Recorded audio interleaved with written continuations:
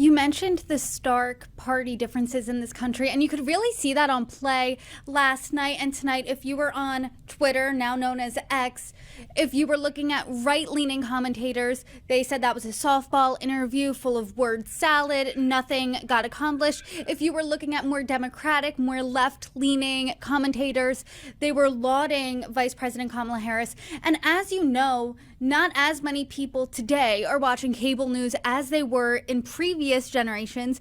So how is the rest of the media, do you think, interpreting this interview, especially because given the weight of this interview as it was her first one, and then explaining it and giving a consensus for those who aren't tuned into cable news every second of their lives?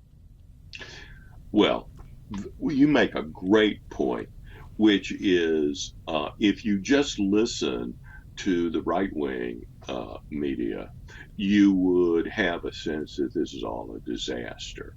And if you listen to the left-wing media, you would have a sense that she's the best politician since Franklin Roosevelt.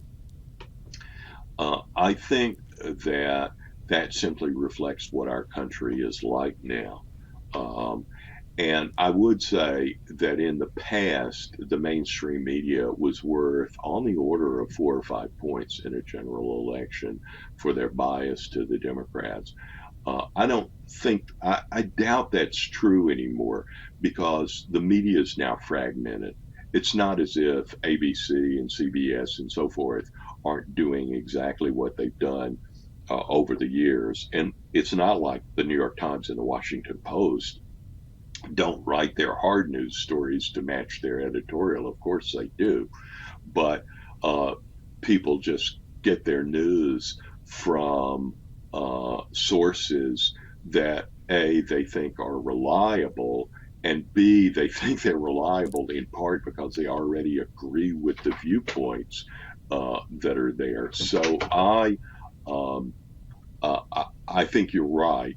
By the way, I thought it was a softball interview, but then she hit the softballs correctly. So in a way, both are right. How do I So you're respond? right, Charles, you're right down the middle. Yeah. You got a little bit from this side, a little bit from that side. Well, it's funny because I don't know how you do it, Brittany, but after an event like that, which I can see with my own eyes, I don't listen to the commentators. I try to think about it myself, and then maybe I'll listen to them. I haven't listened to them yet. I mean, that's a really interesting point. Personally, I watch whatever it is first to see it before it gets clouded by any type of commentary.